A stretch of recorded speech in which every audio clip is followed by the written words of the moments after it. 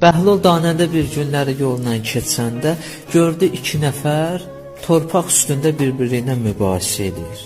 Özünü çatdırdı o iki nəfərə, dedi niyə bir-birinizlə mübahisə edirsiniz? Hər iki tərəf iddia elədi ki, ey Bəhlul, bu torpaq mənimdir. Bunu eşidən Bəhlul apardı qulaqlarını qoydu torpağa. Bu iki nəfər də diqqətlə baxır kənardan.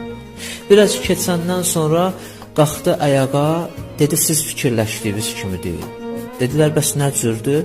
Bəhlul danəndə qayıtdı, dedi ki mən torpaqdan soruşdum ki sənin bu iki nəfər haqqında fikrin nədir, yanaşman nədir?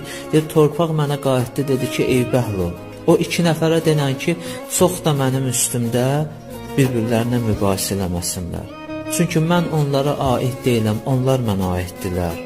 Axırda mənə qayıdacaqlar. Yəni ölüm axırda bütün ləzzətləri aradan aparacaq.